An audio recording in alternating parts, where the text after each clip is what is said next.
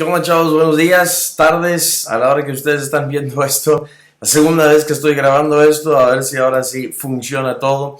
Pero quería compartir con ustedes la información de la primera clase que vamos a tener entre semana. Ya les mandé el PDF, pero pues aquí les estoy compartiendo la información para que entiendan qué es la mentalidad detrás de ello. Cualquier duda o pregunta, háganoslo saber a mí o a Joel en este caso.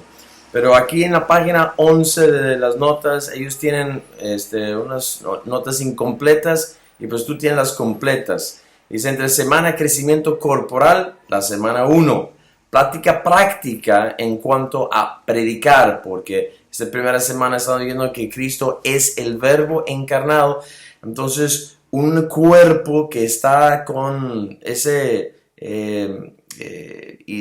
código genético, es una iglesia que tiene que predicar expositivamente.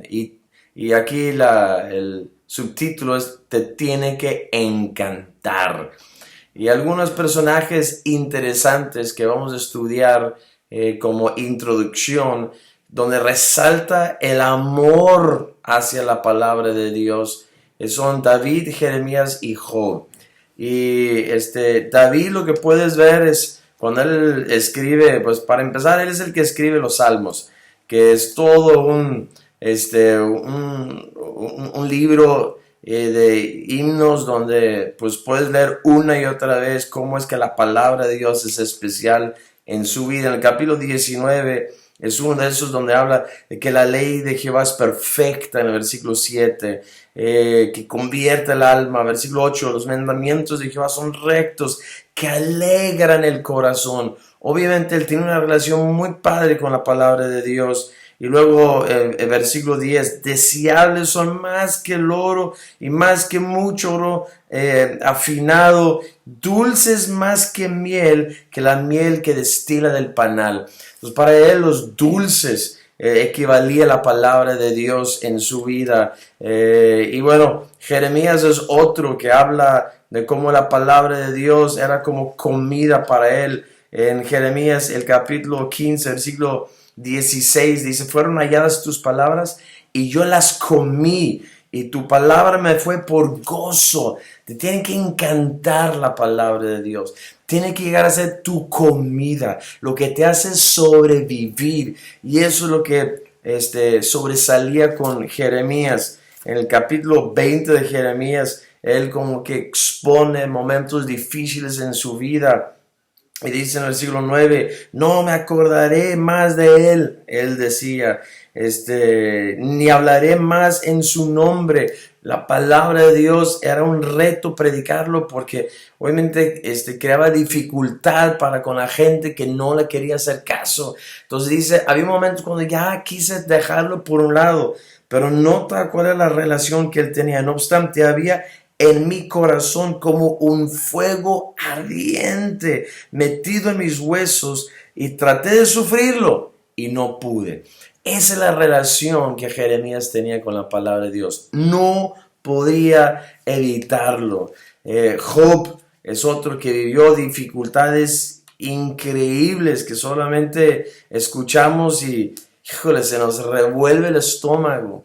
Pero nunca atribuyó a Dios despropósito alguno, dice. Cuando él lo vivió, él dijo, Dios, tú diste, tú quitaste, bendito sea tu nombre. Y la razón por la cual él pudo con estas cosas es por la relación que él tenía con Dios y su palabra. Y vemos en Job 23, 12, donde dice, del mandamiento de tus labios nunca me separé. Guardé las palabras de tu boca más que mi comida. Entonces, es muy obvio que estos personajes tienen una relación íntima con la palabra de Dios.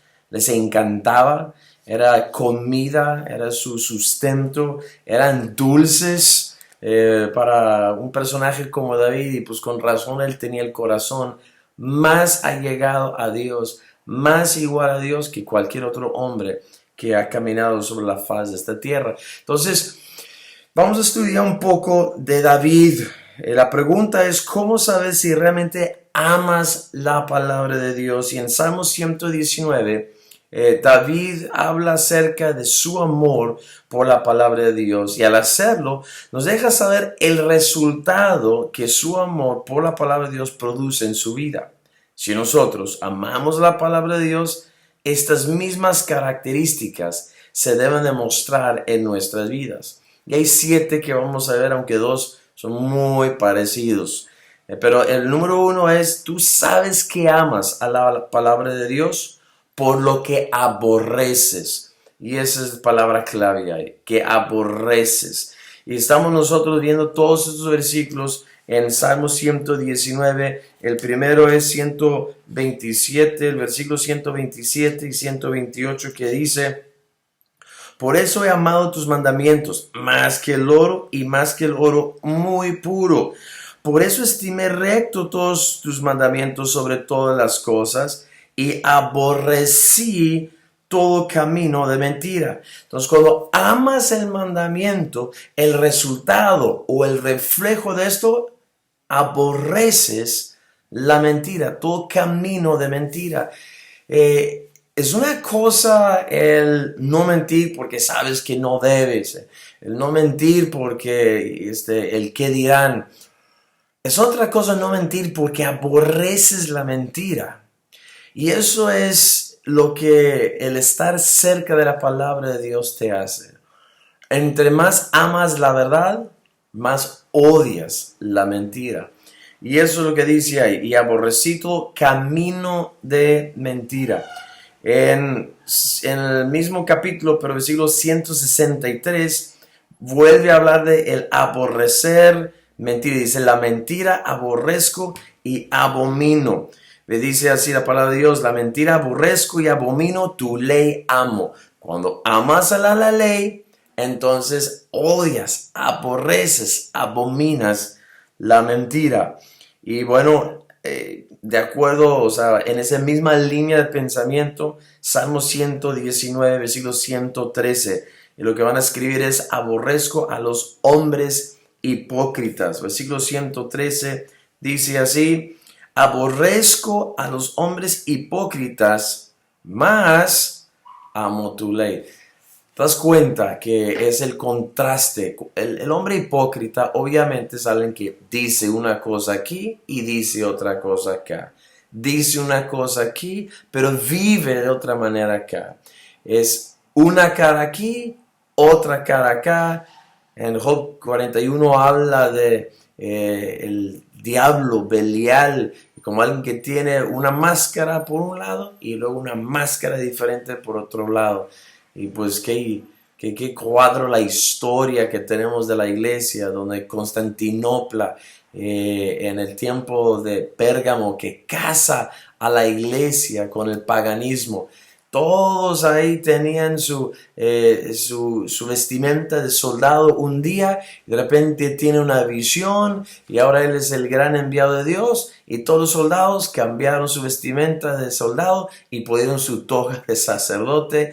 Lo único que hizo fue casar el paganismo con la religiosidad para tratar de seguir con una gran influencia sobre la humanidad. Hipócrita. Dices una cosa, dices otra cosa y simplemente manejas a tu antojo las cosas. Eso no es alguien que ama la palabra de Dios. Eso es alguien que está jugando con la palabra de Dios. Y si amas la palabra de Dios, odias, aborreces la mentira. La segunda cosa es que sabes que amas a la palabra de Dios por tu celo consumidor con que la amas. Celo consumidor con que la amas. El versículo 139 y 140 dice: mi celo me ha consumido, porque mis enemigos se olvidaron de tus palabras. Sumamente pura es tu palabra y la ama tu siervo. Cuando amas a la palabra de Dios, hay un celo consumidor que te está simplemente moviendo todo lo de adentro de tu vida. Y no puedes dejar de tener ese celo de Dios conforme a la ciencia, no a tu propia justicia, como los de Israel. Cuando Pablo reconoce que los de Israel, sus hermanos en cuanto a la carne, porque él, como bien saben, nació judío, pero ellos tienen celo de Dios y él da testimonio de eso, de que tienen celo de Dios. Pero dice en Romanos el capítulo 10, no conforme a la ciencia, no conforme a la justicia de Dios, sino que quiere establecer lo suyo propio. Y eso es no es como debe de ser. Cuando amas a la palabra de Dios, tienes el celo de Dios que te consume a vivir la palabra de Dios y a influenciar a otros a hacer exactamente lo mismo. La tercera cosa es que sabes que amas la palabra de Dios porque todo el día meditas en ella. En el versículo 97 de Salmo 119, versículo 97 dice exactamente así: oh, cuánto amo yo tu ley, por consecuencia todo el día es ella mi meditación.